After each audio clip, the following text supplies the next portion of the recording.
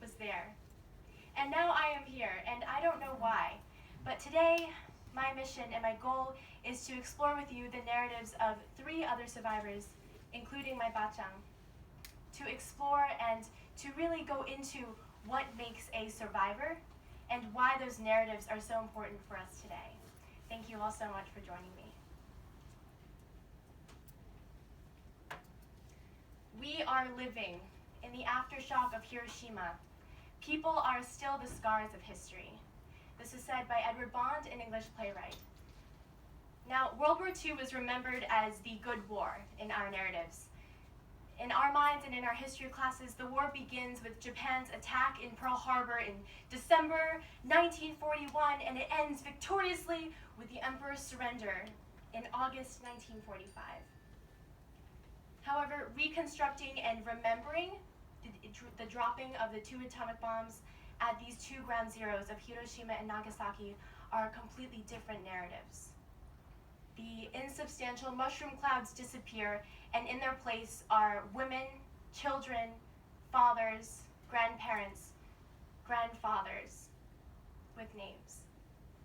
One of them was Margaret Oyanagi, who was my grandmother. Another, Lee Jong-kun, who was a Korean living in Japan. Father Wilhelm Kleinsorg from Hiroshima, written by John Hershey, who was a German missionary, Jesuit missionary, living in Hiroshima. And the last, Howard Kakita, who was another Japanese American, only 7-year-old when the bomb dropped.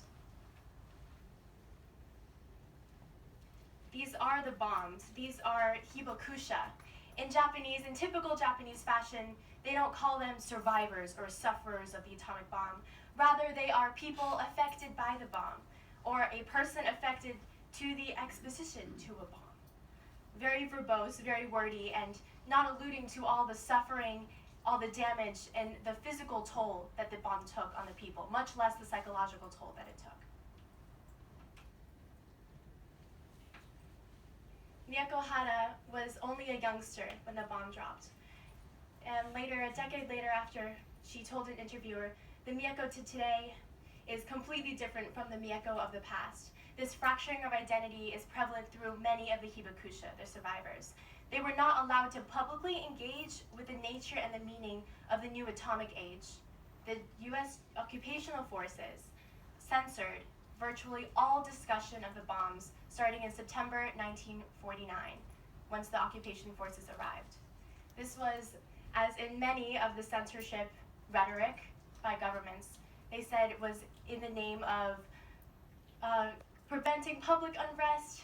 They wanted to maintain control, and so all the photos, videos, stories, and survivors were censored, and they were not allowed to speak about it. The initial responses, of course, were horror, shock, and anger. Several of the most touching narratives are of the occupation forces. One, Nisei, which is a second-generation Japanese American, who was a member of the armed forces. Upon returning to Japan, visiting relatives in Hiroshima, was met with such anger, disgust, called the American murderer, that when he returned to his quarters in Tokyo, he hung himself because of how much pain he was suffering. As for the survivors themselves, when they encountered the American prisoners of war who had survived the bomb because they were in underground cells, the hibakusha beat them to death out of anger. The Japanese initially regarded the atomic bombs as another natural disaster, or as the Buddhist hell, later realizing that the science and technology had lifted and leaped bounds further than what they had previously imagined could be possible. And soon this rage dissipated in the face of the urgent challenges of daily survival, as they were burned and suffered radiation poisoning, the likes of which had never been seen before in history. Later, the trauma of nuclear devastation and the unconditional surrender of Japan reinforced this sense of vulnerability and victimization. This victim consciousness, known as Higaisha Ikishi in Japanese, led to this perception of the war as a uniquely Japanese identity. Forgetting Nanjing, Bataan, the the Burma-Siam Railway, Manila, and countless of the Japanese atrocities, all in the name of these perverse national treasures, putting Hiroshima and Nagasaki as almost excuses to forget those narratives, putting the Japanese victimizers in the state of victimization themselves. Now, the narratives of those who were non-Japanese and victims of the atomic bombs as well have also been forgotten, not only in Japanese historical narratives, but also in ours. I was fascinated to learn that among the 100,000 people who died at the Hiroshima atomic bombs and Nagasaki atomic bomb, there were also around 8,000 Japanese Americans in Hiroshima and an untold number of Koreans living in Japan. The narratives I'm going to tell today are these stories. None of them are Japanese by nationality. My own grandmother was born in America. She was born in a little town, Fresno in California in 1924. And she ended up moving over to Japan with her aunt to receive a Japanese schooling and education. This is her story. My Obachan is named Masako Oyanagi. She was staying with her aunt in the mountains of Hiroshima, in the countryside, growing up with an aunt who treated her badly, in her own words. She was very young when she went to Japan, and her aunt was an ikebana sensei, which is a flower arrangement sensei. And she was very cultured in the Japanese way of doing things. However, my bachan was not allowed to be a kid, was not allowed to run around, because my bachan by nature is a little bit loud and sometimes doesn't realize the things she is saying. It was very hard for her to be quiet and good all the time under the watchful and sometimes hateful eye of her aunt. 74 years ago, she was getting on a trolley. She was 21 years old. She was working in the city in Hiroshima, going from Yamanaka in the mountains to go to the city to work. The trolley car that she was about to get onto was very full, and there was a rude man who pushed her off of the trolley car because he felt that he had no room. She was on the floor wearing a white blouse. She was very upset and angry because she couldn't get to work on time. She looked up, and all of a sudden the trolley car she was just standing on bursted into flames. That was when the atomic bomb dropped. She was only 21 years old, and she was already disfigured and scarred. The polka dots on her blouse are still imprinted into her skin today. But because what she was wearing was white, it deflected a lot of the heat. Because she was in the shadow of the trolley car, she survived. She looked up, and everyone was gone. The trolley car was already in flames, and everything was on fire. This is a photo of the train tracks, some of the only things that survived the blast. She followed the train tracks on the way to try to get back to her home. The next day, her head was swollen like a pumpkin. All of her hair had fallen out. It took her 3 weeks to walk back home, during which she found a lady's purse due to her good luck. She was able to buy something to drink, and she could take a trolley home instead of continuing to walk for another half day. She wanted to go to Kabe City Hall, where she hoped that she could find work and hoped she could find people unaffected by the bombs. Now, she didn't tell me this directly. She is unable to tell the stories, I believe, because what she saw that day was so horrific. She, however, has told people on TV, has told interviewers, and my aunts and uncles have been able to tell me some of the things that she saw that day. People without their eye sockets bleeding out of their heads, people completely covered in blood, yet no visible lacerations. At Kabe City Hall, truckloads of black, burned bodies stacked like wood were right in front of her. She fainted, and a kindly City Hall worker brought her back home through the tracks on a wheelbarrow. Due to her good luck, somehow my bachan survived. She had lacerations all over her skin. Her head was already so swollen that she couldn't drink or eat. Her face was so burned and so swollen that she couldn't eat or drink any food. However, a small opening opened up on the left side of her mouth, and a straw was allowed to be passed through so she could drink water. Her aunt gave her no food, afraid of the radiation poisoning, already convinced that she would die in a few days. She had maggots on her wounds, especially around her neck, and she had lost so much weight she could count the ribs through her skin. And her aunt sent her to the bamboo forest by the countryside, away from the house, far away from the relatives, far away from her aunt. And a kindly neighbor brought her musubi, rice balls, so she survived. And she drank water through a straw. She was able to purchase the water, and something inside of her told her not to drink water from the 7 rivers of Hiroshima, an intuition that did save her life. What did she do next? Upon healing, after the war ended, she came back on the first ship to the US. The details here are fuzzy, foggy, because she refuses to really talk about it. The only things I could gather are from my aunts and uncles. She might have come back to the family, and it looks like she settled in West LA. She ended up meeting my grandfather, Michael Minoru Yuzuki, in 1950, moving into a 2-bedroom house in Santa Monica for $10,000, an enormous sum at the time, working as a domestic, and they were the first non-Caucasians to live on the block. There was a large Japanese American community that had settled in West LA, and the remnants are still on South Hill Boulevard. There were boarding houses that housed people that did not have a place to stay in the Buddhist church, and she ended up being able to make money by washing clothes because she won a washing machine, telling her story on the Art Lineker's house party in 1957. My father told me that he never heard the story from her himself because she never told him. One day they were watching TV, they look up, oh my gosh, Mom's on TV! And they listen and they hear her story, and all I can imagine now, being the descendant of one of the survivors, is if that happened to me today, would I be able to tell this story?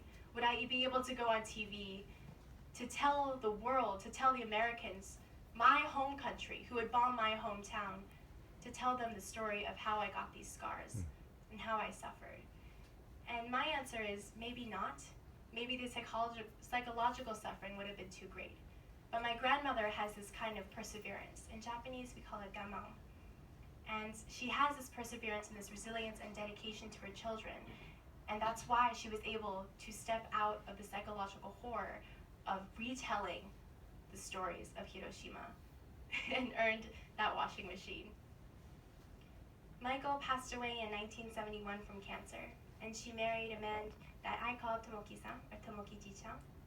Together, they gave all 4 of their children, who you can see here, the oldest Julie, then Harriet, then Larry, and then my father, Dale.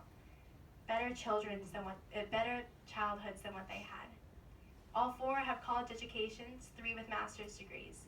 Margaret's hard work, her resourcefulness, determination, gamon, gave her Sansei children a better childhood than what she had.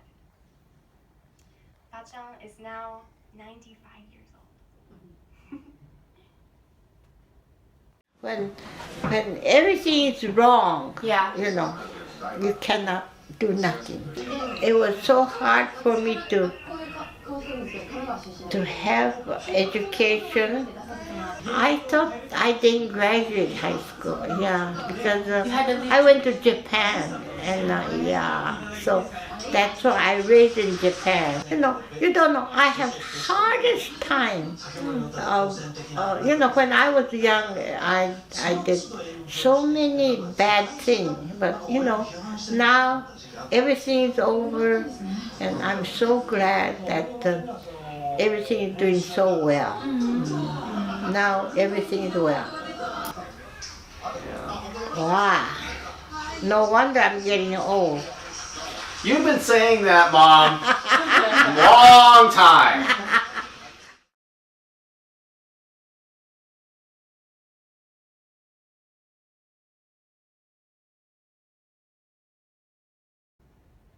My grandma is adorable, I think. She is happy, always smiling, and always gave me Hello Kitty dolls when I was a child that now my little brother Sky plays with.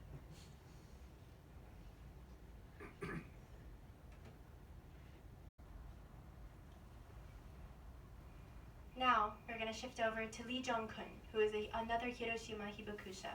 He was 14 years old when the bomb dropped. For much of his life, he felt that he had to hide two parts of his identity, one being his Korean identity, and the second being his history as an atomic bomb survivor. He said later, as an 88-year-old in an interview with the Japan Times, "I suffered from dual discrimination." Picture. Both of his parents are from the Korean Peninsula. He graduated from Yokohama National School with the highest marks. He landed a very sought-after job in the engine depot of the Hiroshima Railway Bureau, but hid the fact that he was Korean the entire time. He was only 15 at the time when the atomic bomb dropped. At the time, he was on his way to work and from his home village, and he had just crossed the Kojin Bridge near Hiroshima Station, about 1.8 kilometers from the epicenter. Suddenly, he was bathed in yellowish light. He lay down on the ground, covering his ears, eyes, and nose. After a while, he looked up and found that everything was dark all around him. After waiting for more light, he looked around. His lunchbox, which he had placed at his feet upon crossing the bridge, was now 20 feet away. His cap and glasses were gone. He didn't realize his face, neck, hands, and arms were all burned until he took refuge under a bridge and was told his face was red by another survivor.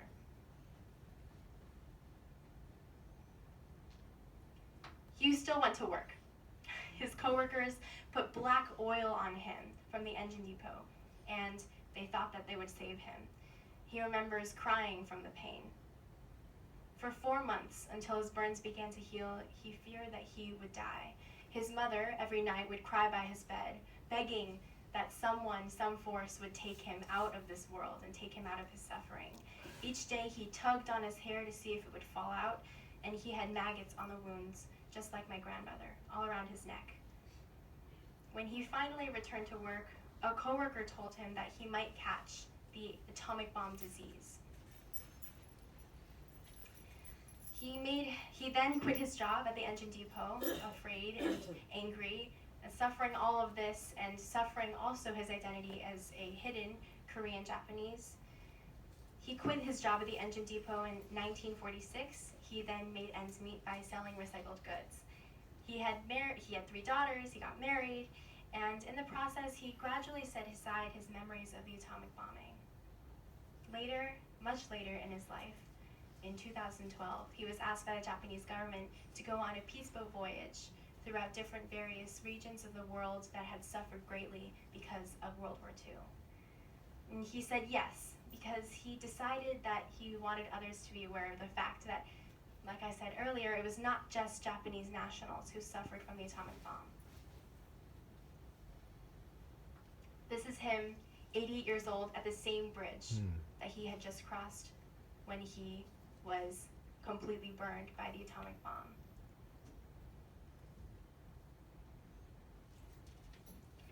Next, a story from a very widely read American novel, Hiroshima. Father Wilhelm Kleinsorg, a Jesuit German priest stationed at a mission house. Before the bomb, he was a weak man. He was resting, reading a magazine in his room. He didn't feel so great, and the bomb struck. Because the mission house had been double braced for earthquakes, it did not topple, and him and his fellow priests received very minimal harm, only small lacerations up his arms, and there was nothing visible until about 2 weeks later. He was an extremely selfless man.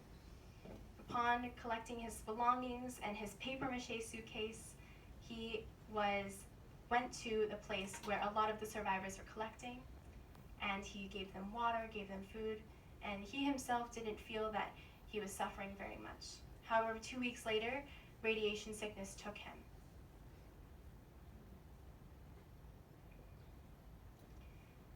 After he got out of the hospital, he ended up re-entering 3 more times. He volunteered, however, to go and do his work despite all of the things he was suffering. He ended up becoming a Japanese citizen and taking the name Father Makoto Takakura, and he ended up never getting over his radiation sickness.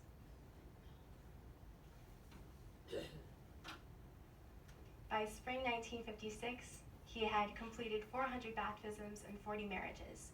Even to this day, at his tombstone, there are always fresh flowers. Finally, we have Howard Kakita, who is only 7 years old when the bomb dropped. He lived 0.8 miles from ground zero in Hiroshima, and it knocked him out cold. Here, he is on the right, his grandfather is in the middle, and his older brother, Kenny, is on his left.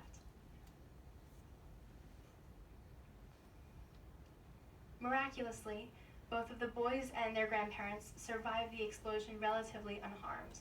The blast sent shards of window glass into their grandmother's skin, and there was a lot of blood, Howard recalled, but she was not seriously injured. As for the boys themselves, they only had small lacerations, similar to Father Wilhelm, on their skin. He remembers a huge cloud of smoke filling the sky. He remembers saying, "The city of Hiroshima, it is burning." After the victory over Japan Day in August 15, 1945, when the emperor gave his address. All the buildings were flattened, only concrete metal structures remained. They lived in a shack built in an old raid shelter. They developed serious dysentery and lost their hair, surviving on vegetables and eventually whale blubber distributed by the Japanese government. And he said that was probably the only source of protein we had for a number of months. There were no gourmet meals in those days, but it was something we survived on. War had kept him and his brothers apart from his parents, who were back in America in internment camps, and their younger brother for 7 years.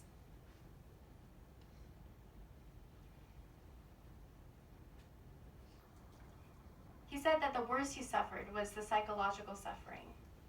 His mother would often find him screaming in the middle of the night, afraid of red foods, rare steak, tomato sauce, pink grapefruit, all which reminded him of the suffering carnage he had witnessed back in Hiroshima.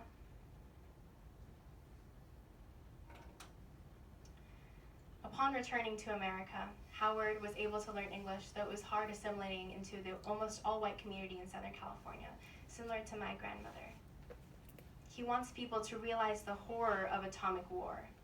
He feels he owes it to society to at least share his experience and try to mitigate the proliferation of atomic warfare. Howard Kakita went on to have a successful engineering career before retiring 21 years ago. He has been married for over 50 years. He has 2 daughters and a loving wife and 4 grandchildren. Now, he says he loves rare steak. Time magazine did a spread a couple years ago of Hibakusha and their narratives and their stories. I want to share a few with you today. Peace is a funny thing, I think, and peace is something we need to be continually working forward and towards. Today, it is easy to read on the news all of the horrors of the world today, all of the suffering.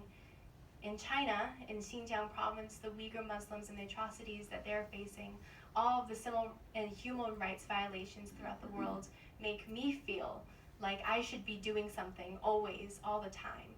But today, 74 years after my grandmother almost died because of an atomic bomb, I realized that peace is something that has to be worked on little by little. It is our #1 priority. Just as my grandmother and these 3 other survivors worked to survive day to day after the droppings of the atomic bomb, they persevered with determination. We also must persevere with determination, working little by little each day towards peace. Thank you.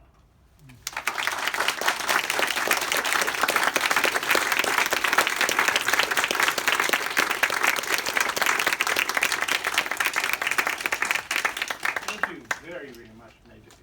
Truly moving, wonderful presentation. Reflections? Up. Hi, I'm just curious how much time it took you to research all this and how many locations you had to go to do the research. Of course. So I actually spent 5 months this past semester studying a class online with Stanford University called the Ray Shar Scholars Program.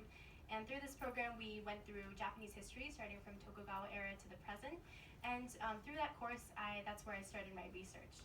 And so for this presentation specifically, and for my own narratives and stories, It started back in April 2017 when I went to Southern California on a family trip, and I brought my camera along and just wanted to videotape my bacham, ask her a few questions. And she was unable to say anything to me, actually, about her experience. All she did was smile, nod, and the only response I got were tears in her eyes. However, for the other narratives, I was able to find a lot of resources online, and my professor, Naomi Funahashi, was a great resource, as well as Dr. Gary Mukai over at Stanford University. And so with their help, as well as with the course, I was able to piece together several different narratives over the course of just about a month and a half.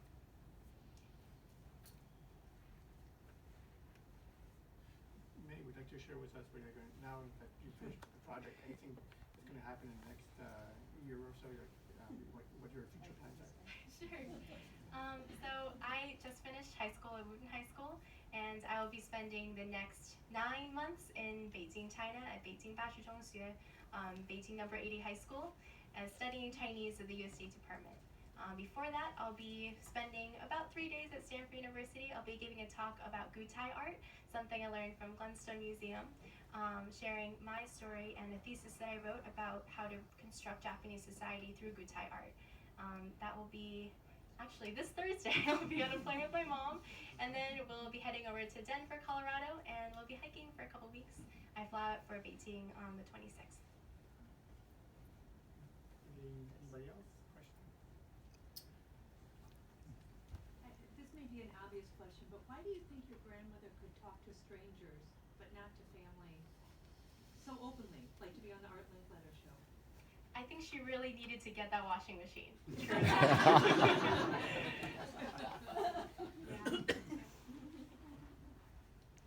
Can you speak to some of the discrimination that Hibakusha experienced from their own culture? Of course, yes. So just as one of the narratives said, when he returned to work, everyone was afraid that they would catch the disease that he had, this atomic bomb disease. And they were not allowed to do research because of the occupation forces and all the censorship. And so the discrimination that Hibakusha received were, in very Japanese fashion, being excluded from different social events, being excluded from, being able to return to normal functioning society. They didn't receive recognition or aid from the Japanese government until about a decade after the bomb dropped. Then they started receiving money and different pensions and different stipends from the Japanese government because they were Hibakusha. But from the American government, we haven't received any yet for the Japanese Americans and who were Hibakusha and who are Hibakusha.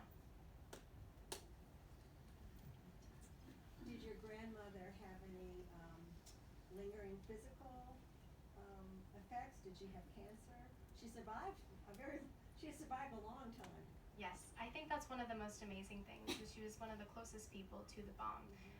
And no, she did not pass away from cancer. She is still alive and kicking. She also was not affected by any of the radiation poisoning symptoms that especially Father Wilhelm had.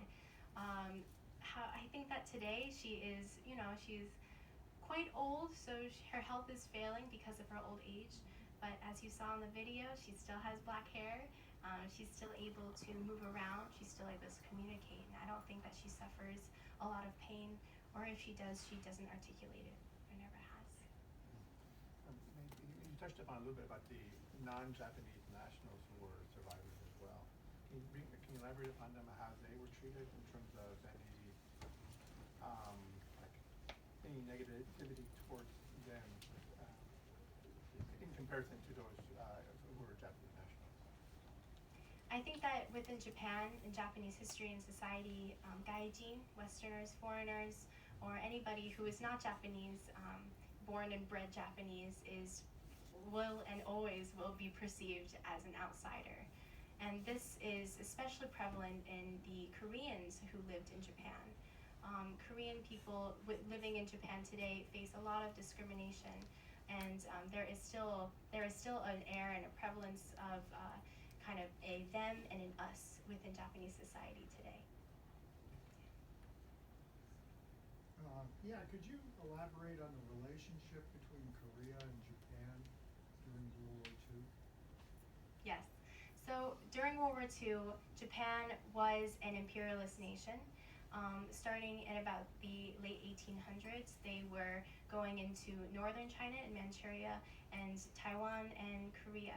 And they had military forces there, and they treated them as a colony of Japan. This is one of the reasons why there is so much anti-Japanese sentiment within East Asia and Southeast Asia today. There is still a lot of fear and hatred towards Japanese, especially Japanese nationalists, as well as the flag of the rising sun, which is the Japanese nationalist flag today. Actually, when I was in Japan, I was with 4 other Nikkei, Japanese Americans. One of them, his name is Bun Nakasone.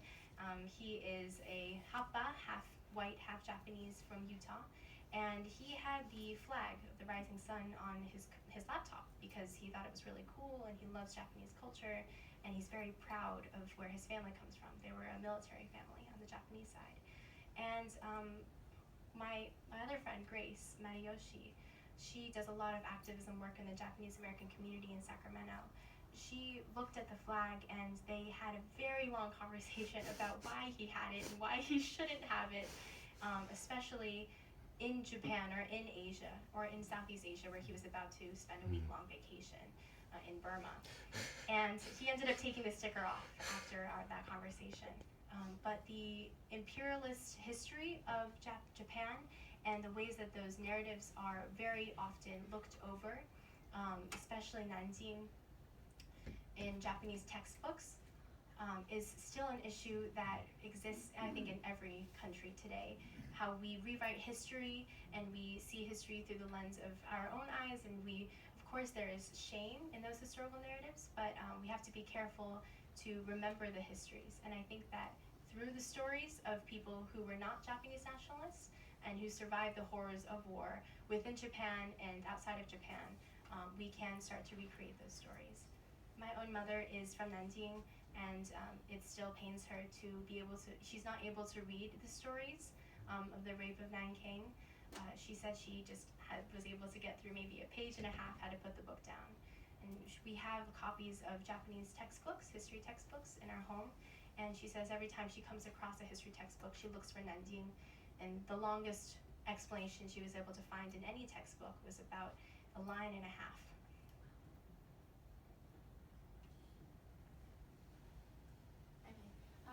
Do you plan to do any more research on this particular subject or any other subjects related to your heritage? That's a really good question. Thank you.